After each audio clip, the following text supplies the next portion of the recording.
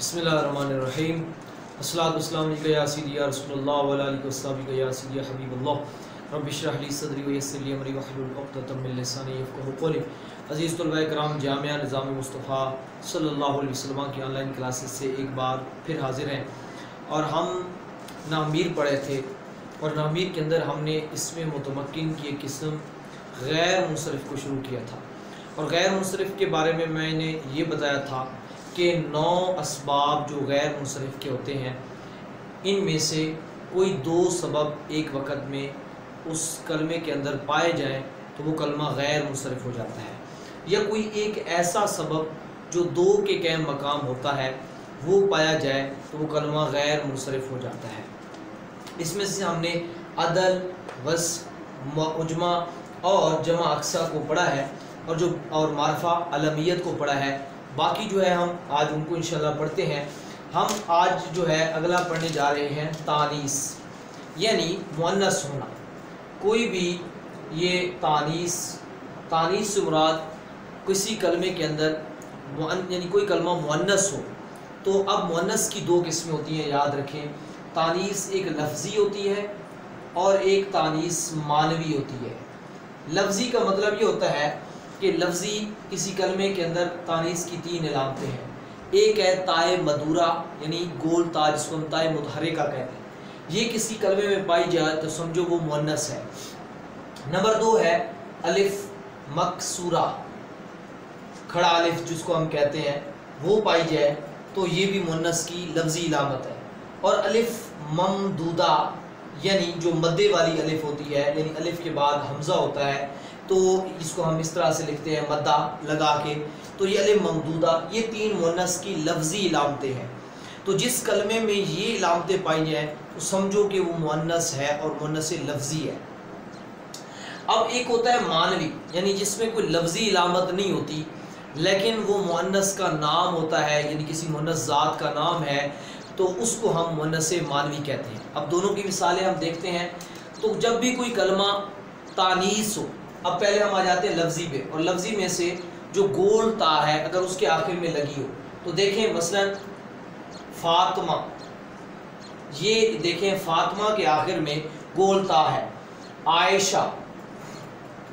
इसके आखिर में गोल ता है। तलहा, इसके आखिर में गोल ता है। अब यहाँ एक बात बहुत तवज्जो से सुनिएगा और अपने ज़हन में रखिएगा। मुअन्नस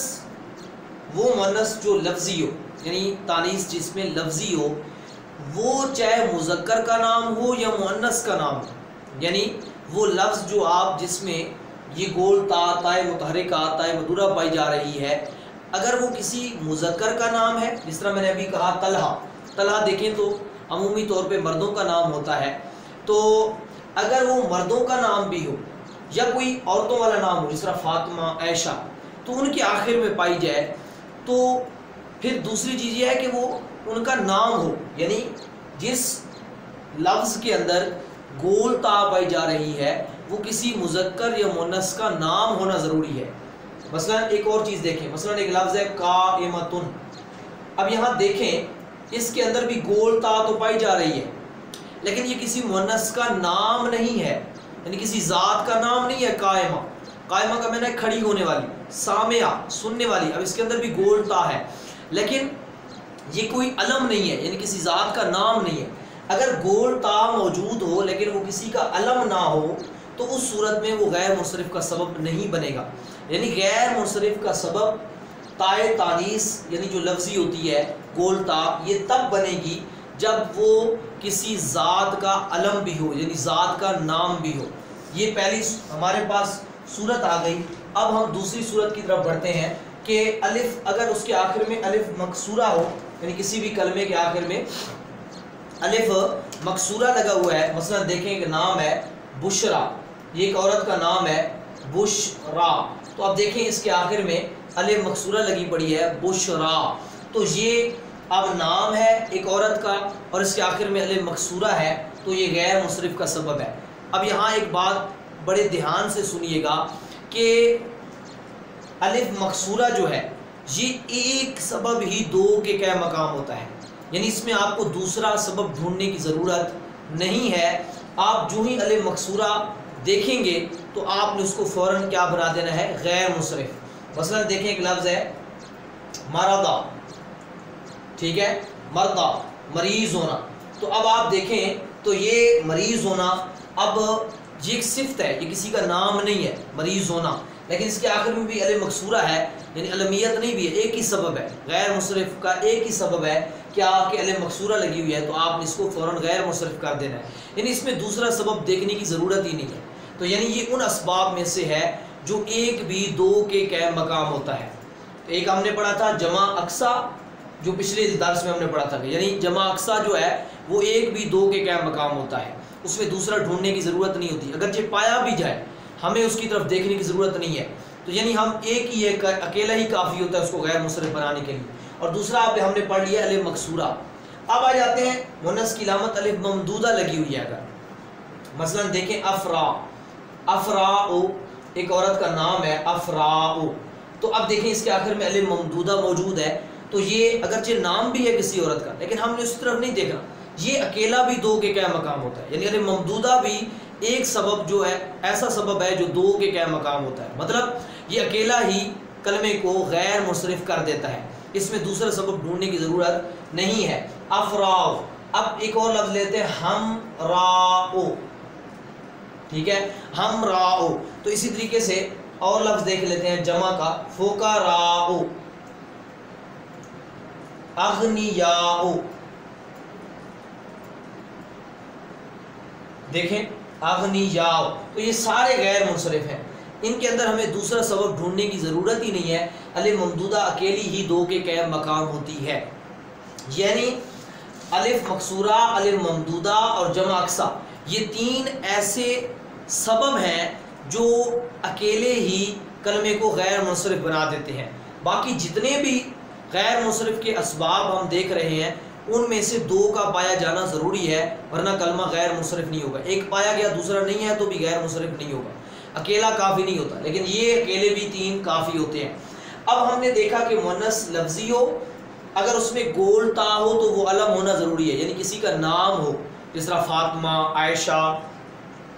طلحہ، ہریرہ، ٹھیک ہے، اس طریقے سے آپ بہت سارے نام لے سکتے ہیں جو نام ہو، چاہے مذکر کے ہوں یا مؤنث کے ہوں، اس کے آخر میں اگر تائے متحرکہ یہ آ جائے تو وہ بھی کیا ہو جاتا ہے؟ غیر منصرف ہو جاتا ہے۔ یہ تھی مؤنث لفظی کی بات۔ اب آ جاتے ہیں مؤنث معنوی پہ، یعنی اگر کوئی مؤنث معنوی ہو، یعنی لفظی نہ ہو، مؤنث معنوی ہو، یعنی ظاہری اس میں علامت، معنوی کا مطلب یہ ہوتا ہے کہ ان لفظی علامتوں میں سے کوئی علامت مؤنث کی اس میں نہ پائی جائے، مثلا دیکھیں لفظ ہے زینب، زینب، اب یہ زینب ہو، ایک عورت کا نام ہے، زینب عورت کا نام ہوتا ہے، اب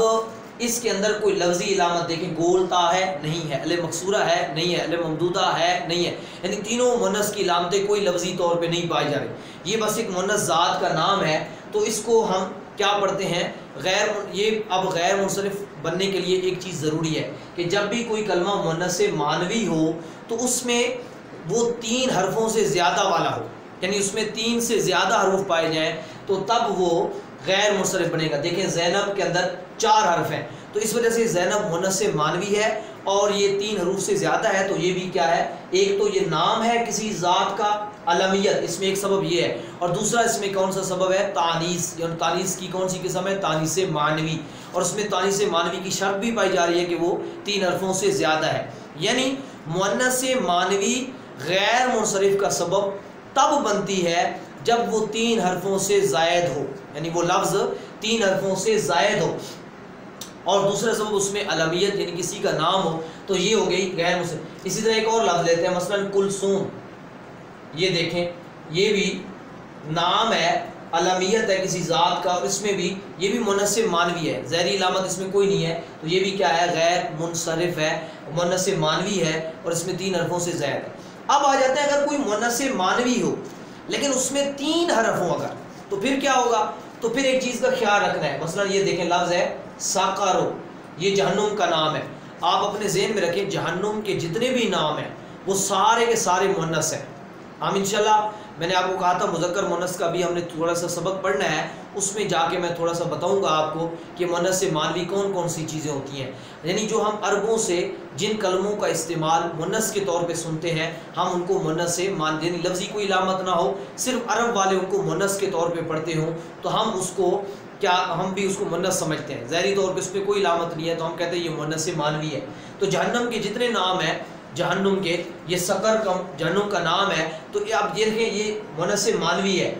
लफ्ज़ी इसमें इलामत कोई नहीं है, लेकिन ये 3 हरफी है। तो अब यहाँ इसको हम गैर मुनसरिफ मानेंगे या नहीं मानेंगे? हाँ, इसको गैर मुनसरिफ मानने के लिए एक शर्त है कि इसके बीच वाला हर्फ क्या है, मुतहरिक हो। यानी अगर कोई भी लफ्ज़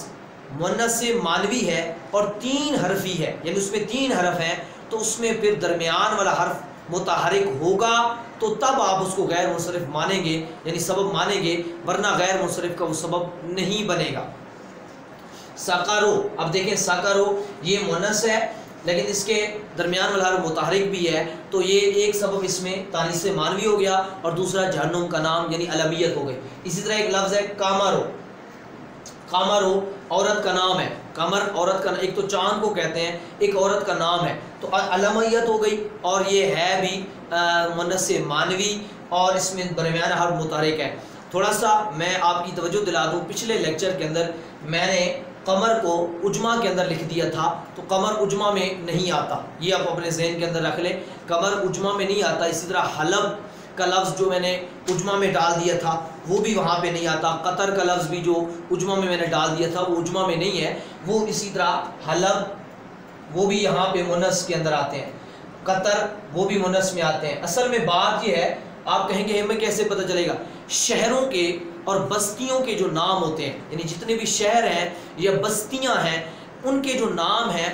अरबी के अंदर वो मुअन्नस के तौर पे इस्तेमाल होते हैं, यानी मुअन्नस मानवी हैं। ये मैं इंशाल्लाह जब मुज़क्कर मुअन्नस का सबब पढ़ूंगा तो वहाँ पर ये सारी बात आ जाएगी। मैंने यहाँ आपको नुक्ता बता दिया है कि जो किसी मुअन्नस ज़ात का नाम हो तो वो भी मुअन्नस मानवी हो गए, या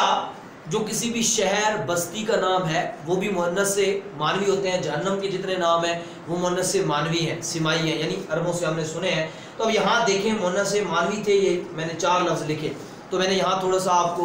एक अपनी जो हमारी गलती बेतवज्जो से हो गई थी उसकी तरफ भी मैंने तवज्जो दिला दी है, जो आपने पिछले लेक्चर से निकाल के दुरुस्त कर लेनी है। कि उजमा में अगर जो हमने 3 हरफी की मिसाल दी थी कि अगर उजमा कोई 3 हरफी हो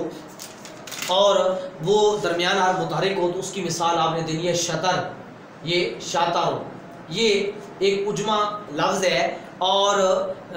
यहाँ पे इसका दरमियान हर्फ मुतहरिक है, तो ये आपने कमर हलब की जगह जो मैंने कतर कमर हलब लिख दिए थे वहाँ उसकी जगह ये लफ्ज़ शतर इस्तेमाल करेंगे आप, ताकि वो दुरुस्त हो जाए। तो ये मैंने थोड़ी सी गलती की इस्लाह भी कर दी है, वो आपने दुरुस्त कर लेनी है। पिछले लेक्चर के अंदर ये उजमा का जब मैंने पढ़ाया था तो वहाँ पे ये हुई थी। तो अब यहाँ आपको उम्मीद है समझ आ गई होगी कि जब कोई लफ्ज़ मुअन्नस मानवी हो तो वो 3 हरफी ना हो, 3 हरफों से ज़ैद हो, तो फिर तो बात ही ख़त्म। और अगर 3 हरफी है तो फिर उसका दरमियाना हर्फ मुतहरिक हो। अगर 3 हरफी है लेकिन दरमियाना हर्फ मुतहरिक नहीं है, दरमियाना हर्फ मुतहरिक नहीं है, तो फिर वहाँ पे एक शर्त है कि वो उजमा हो, यानी उसके अंदर एक कैद और लगा लेनी है कि वो उजमा हो। मसलन ये लफ्ज़ देखें माह, माह हो, ठीक है, ये एक लफ्ज़ है, और एक लफ्ज़ है जूरा, जूरा, ये दोनों एक बस्ती का नाम है माह हो, और जूरा भी एक बस्ती का नाम है। ये माह हो जूरा ये 2 बस्तियों के नाम हैं, माह हो और जूरा। तो अब यहाँ देखें दरमियाना हर्फ साकिन है, लेकिन ये बस्तियों के नाम हैं तो मुअन्नस मानवी हैं, लेकिन ये उजमा है, यानी उजमा है, अलमियत तो है लेकिन उजमा है इनके अंदर। तो मैंने कहा था अगर मुअन्नस मानवी हो और दरमियाना हर्फ मुतहरिक हो तो फिर तो ठीक, लेकिन अगर मुतहरिक नहीं है, साकिन है, तो फिर वो क्या होना चाहिए, फिर वो दरमियाना हर्फ साकिन अगर हो तो फिर वो कलमा उजमा होना चाहिए, तो तब आप उसको गैर मुनसरिफ का सबब बना सकते हैं, वरना आप उसको गैर मुनसरिफ का सबब नहीं बना सकते। अब अगर इन सारी शर्तें नहीं पाई जा रही, मसलन इससे हट के कोई लफ्ज़ ले लेते हैं जिसमें ये शर्तें नहीं हैं, तो मसलन एक लफ्ज़ है रीमुन, मसलन एक लफ्ज़ है, ये देखिए रीमुन, एक लफ्ज़ है रीम, हिरनी के बच्चे को कहते हैं, तो रीमुन, تو اب یہاں دیکھیں یہ مؤنث ہے، مؤنث، تو اب یہ مؤنث مانوی ہے،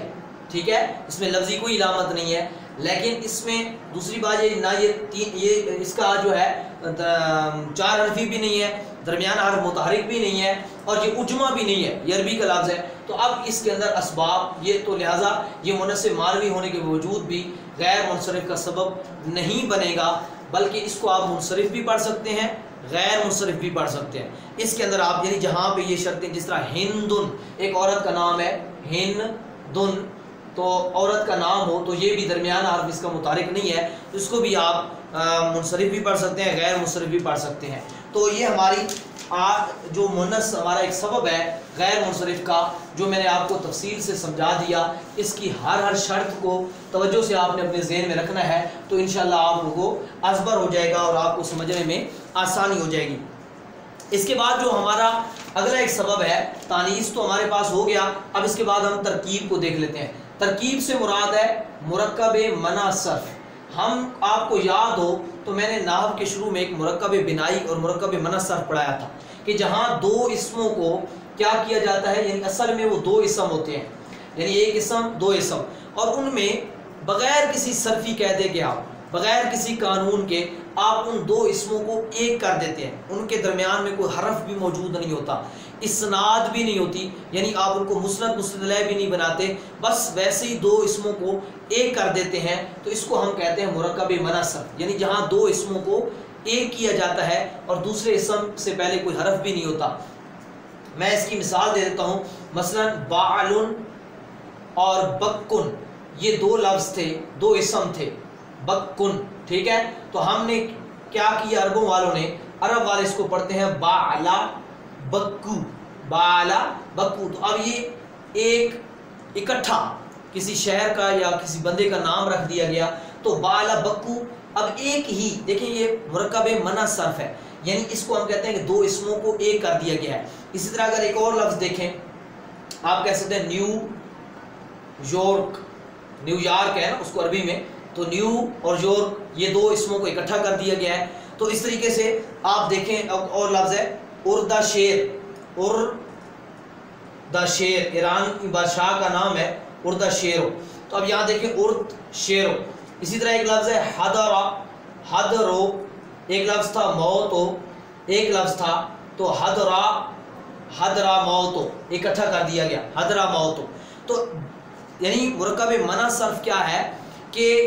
اس کو ہم ترکیب بھی کہتے ہیں، یعنی یہاں پہ جب ہم غیر منصرف کے اسباب پڑھتے ہیں تو اس وقت ہم لفظ استعمال کرتے ہیں ترکیب، لیکن ترکیب سے مراد ہر ترکیب نہیں ہے، ترکیب سے مراد مرکب منع صرف ہے، یعنی جہاں 2 اسموں کو ایک کیا جاتا ہے بغیر اسناد کے، یعنی ان کے درمیان ان کا تعلق مسند مستدل والا بھی نہیں ہوتا، یعنی جس طرح فعل فاعل کا یا مبتدا خبر کا ہوتا ہے وہ والا نہیں ہوتا، اور اس میں سے دوسرا حرف اسم کسی حرف کو بھی شامل نہیں ہوتا،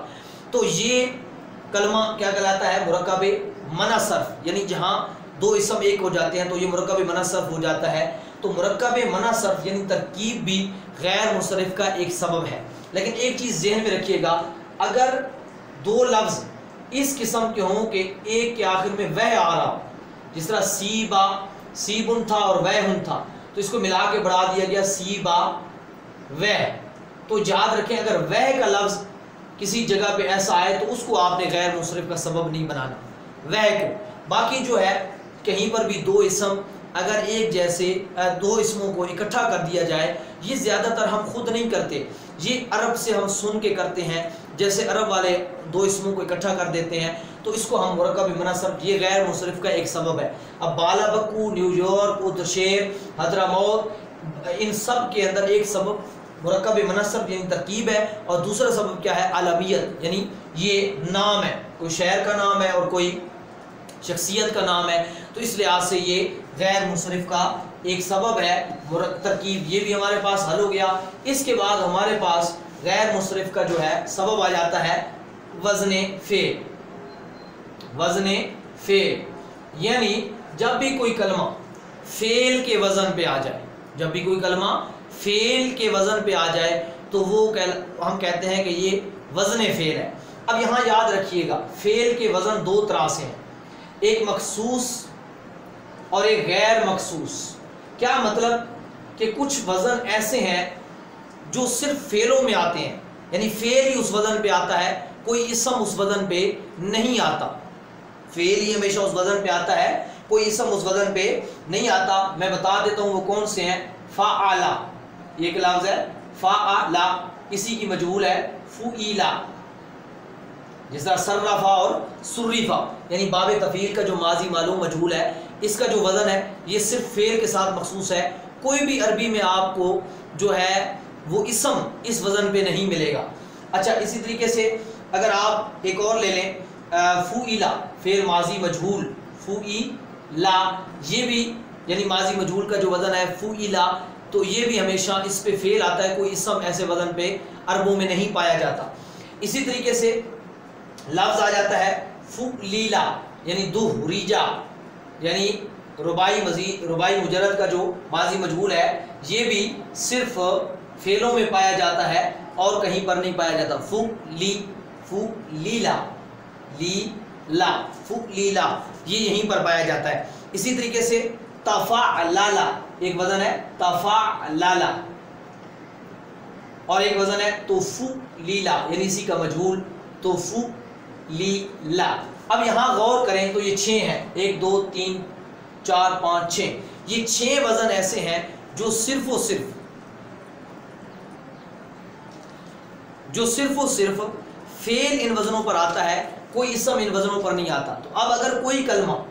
ان وزنوں میں سے کسی وزن پہ آ جائے، یعنی اسم ہو اور وہ ان وزنوں پہ آ جائے، تو یعنی کوئی بھی اسم اگر ان وزنوں پر آ جاتا ہے، حالانکہ یہ وزن سارے فعل کے ہیں، تو اگر ان وزنوں پہ کوئی اسم آ جاتا ہے تو اب وہ غیر منصرف، ہم کہیں گے کہ یہ وزن فعل ہے، یہ غیر منصرف کا ایک سبب ہو جائے گا وہاں پہ۔ میں ایک مثال دیتا ہوں تاکہ آپ کو بات سمجھ آ جائے۔ مثلا ایک لفظ ہے شمارا، کیا لفظ ہے؟ شمارا۔ تو دیکھیں شمارا ایک گھوڑے کا نام ہے، بندے کا نام بھی ہے شمر، تو شمارا جو گھوڑا دوم اٹھا کے چلتا ہے اس کو زیادہ تر وہ شمرا کہتے ہیں۔ تو شمرا دیکھیں یہ وزن ہے فعلا، صرفا کا، دیکھا جائے تو یہ فعل ہے، لیکن انہوں نے گھوڑے کا نام رکھ دیا۔ تو اب یہاں ایک سبب ہو گیا وزن فعل اور دوسرا سبب علمیت، یعنی ایک تو یہ وزن فعل ہے یعنی فعل کے وزن پر آیا پڑا ہے، اور دوسرا یہ کسی کا نام ہے، تو اس لحاظ سے یہ غیر منصرف ہو جائے گا۔ یعنی جو بھی لفظ اسی طریقے سے بزارا، ایک لفظ ہے بزارا، یہ پانی کی ایک قسم کا نام ہے بزارا، تو یہ بھی عرب والے پانی کی قسم کا نام ہے، یہ بھی اسی وزن پہ آیا پڑا ہے۔ تو اسی طریقے سے خط دوئیلا، ایک لفظ ہے دوئیلا، یہ قبیلے کا نام ہے، دوئیلا، دوئل قبیلہ ہے عرب کا ایک، دوئیلا یہ فعیلا کا وزن ہے، تو یہ دیکھیں قبیلے کا نام ہے، یعنی یہ تینوں علم ہیں اور دوسرا ان میں سبب کیا ہے؟ وزن فعل، یعنی ایسا ان کے اندر وزن پایا جا رہا ہے جو صرف فعل کا ہوتا ہے، اور فعل کے مخصوص وزن میں نے آپ کو یہ 6 لکھوا دیے ہیں کہ اس وزن پہ کبھی آپ کو اسم نہیں ملے گا۔ یہ جو اسم آیا ہے نا اس فعل کے وزن پر تو یہ غیر منصرف بن گیا ہے۔ تو یعنی میں نے کہا ہے نا کہ آتا نہیں ہے کوئی اسم، لیکن اگر اب یہاں پہ ہم نے ان اسموں کو لے کے آئے ہیں تو تبھی تو ان کو غیر منصرف کر رہے ہیں کہ یہ اس وزنوں پہ آ گئے ہیں تو اس وجہ سے یہ غیر منصرف بن گئے ہیں۔ ابھی یہاں ایک اور چیز بھی ذہن میں رکھنی ہے، اب اگر کوئی فعل کا ایسا وزن ہو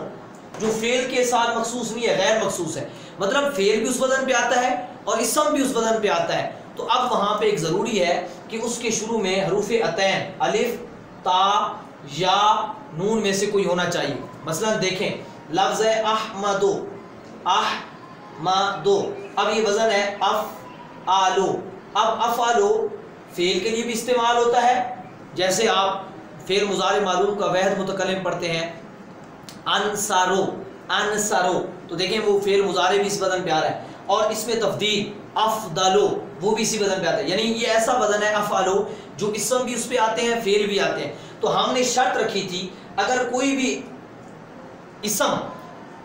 ایسے وزن پہ آ جائے جو فعل کا بھی ہے اور اسم کا بھی ہے تو اس صورت میں اس کے شروع میں الف تا یا نون میں سے کوئی ہونا چاہیے۔ تو یہاں احمدوں میں دیکھیں تو حمزہ شروع میں پڑا ہے یعنی الف حروف عطین میں سے، تو اس لحاظ سے یہ غیر منصرف ہوگا۔ ایک سبب کیا ہو گیا وزن فعل، اور دوسرا سبب کیا ہے کہ یہ علم ہے یعنی نام ہے۔ اسی طریقے سے آپ دیکھیں یسرب، یسرابو، تو یسربو وزن ہے یفعلو، یفعلو اس پہ مضارع بھی آتا ہے اور یہ فعل کے طور پہ بھی آتا ہے، اس پہ اپنا اسم بھی آتا ہے، تو لہٰذا یہ یسرب ایک وزن فعل ہوگا کیونکہ اس کی شروع میں یا ہی پڑی ہے۔ اسی طریقے سے آپ یزید ہو، نام ہے ایک شخصیت کا، یزید ہو بندے کا نام ہے، ٹھیک ہے، تو یزید پلید جو امام حسین کے مقابلے میں آیا تھا تو اس کا نام بھی پلید ہو گیا، تو یزید یزید ہو تو یفعل یہ بھی وزن ہے، اس پہ اسم بھی آتا ہے پھر، لیکن جو ایسا مشترکہ وزن ہے تو اس لحاظ سے اس کی شروع میں یا آئی تو یہ غیر منصرف بن گیا۔ یعنی قانون یہ نکلا کہ جب کوئی کلمہ فعل کے وزن پہ ہے، اگر وہ مخصوص ہے فعل کے ساتھ وزن تو اس میں پھر کوئی دوسری چیز دیکھنے کی ضرورت نہیں ہے، وہ فوراً غیر منصرف کا سبب بن جائے گا۔ اور اگر وزن فعل ایسا ہے جو منصرف میں بھی، جو اسم کے لیے بھی استعمال ہوتا ہے اور فعل دونوں کے لیے، تو پھر آپ نے وہاں دیکھنا یہ ہے کہ اس کے شروع میں الف تا یا نون میں سے کوئی ہے تو وہ غیر منصرف ہوگا، ورنہ غیر منصرف کا وہ سبب نہیں بنے گا۔ یعنی اگر اس کے شروع میں جو ہے، مثلا اس کی ایک مثال دے دیتا ہوں، مثلا لفظ ہے رجب، لفظ ہے جعفر، تو اب دیکھیں جعفرو یہ وزن ہے فعلالو، لیکن اس کے شروع میں جو ہے وہ اپنا کیا نام ہے استعمال نہیں ہوا، تو اس لحاظ سے یا تا الف نون نہیں ہے، تو اس وجہ سے یہ دونوں منصرف ہو گئے، غیر منصرف نہیں ہے۔ تو اب یہاں پہ وزن فعل کو جب آپ نے سمجھ لیا تو آخری سبب ہمارے پاس بچ جاتا ہے الف نون زیدہ تان، الف نون زیدہ، الف نون زائدہ تان، یہ ہمارے پاس بچ جاتا ہے الف نون زیدہ تان۔ الف نون زیدہ تان کیا ہے کہ کوئی بھی کلمہ آئے اور اس کے آخر میں الف نون زیدہ ہو، مثلا دیکھیں کہ لفظ ہے عمران، عمران، ٹھیک ہے جی، برہان، نام ہو جب کسی کا، ٹھیک ہے، تو اسی طریقے سے آپ اپنا کوئی اور لفظ لے لیں جس کے آخر میں الف نون، لقمان، ٹھیک ہے، عمران کے بعد آپ لقمان لکھ لیں، لقمان، ٹھیک ہے، یا اور رمضان، یہ نام ہے۔ اب دیکھیں ان کے آخر میں الف نون زیدہ آ رہا ہے، یعنی ان کا وزن کریں آپ تو فعلان، عمران فعلان، تو یعنی الف نون زیدہ تان ہے۔ جب بھی کوئی کلمہ آئے اور اسم ہو اور کسی کا نام ہو اور اس کے آخر میں الف نون آیا پڑا ہو تو وہ الف نون زیدہ تان بھی غیر منصرف کا ایک سبب ہے۔ یعنی ہم کہیں گے کہ یہاں پہ دو سبب ہیں، ایک الف نون زیدہ تان اور ایک یہ کسی کا نام، تو یہ دو سبب ہو گئے غیر منصرف، جس سے یہ کلمے دونوں تینوں جو ہے غیر منصرف ہیں۔ ہاں اگر کوئی اسم صفت، یعنی کوئی اسم صفت ہو، یعنی کسی کا نام نہ ہو، صفت ہو، اور وہ اگر اس وزن یعنی اس کے آخر میں الف نون زیدہ تان آ جائے، مثلا دیکھیں لفظ ہے سکرانو، نشے کی حالت میں ہونے والا، نہیں جو نشے کی حالت میں ہو۔ اب یہاں دیکھیں سکرانو یہ وزن ہے، اس کے آخر میں الف نون آیا پڑا ہے، اور یہ کسی کا علم نہیں ہے، یہ اسم صفت ہے، یعنی کوئی کیفیت نشے کی ہے اس میں ہے تو اس کو ہم سکرانو کہہ رہے ہیں۔ تو اب یہاں یاد رکھیے اس میں ایک شرط ہے کہ اگر اس کی مؤنث کو آپ نے دیکھنا ہے کہ وہ مؤنث اس کی فعلانتن کے وزن پہ نہ آتی ہو۔ اگر کسی اسم صفت میں الف نون زیدہ تان پایا جائے تو اس کی مؤنث فعلانتن کے وزن پہ نہ آتی ہو تو تب آپ نے اس کو غیر منصرف ماننا ہے۔ اگر اس کی مؤنث فعلانتن کے وزن پہ آتی ہو، جیسے ندمان، اس کی مؤنث آتی ہے ندمانتن، تو اب آپ کہیں گے کہ یہ اگر الف نون زیدہ تان آ بھی رہا ہے تو یہ غیر منصرف نہیں ہے بلکہ یہ منصرف ہے، کیونکہ اس کی مؤنث فعلانتن کے وزن پہ آتی ہے، اور جس کی مؤنث فعلانتن کے وزن پہ نہیں آئے گی صفت کی تو اس صورت میں آپ اس کو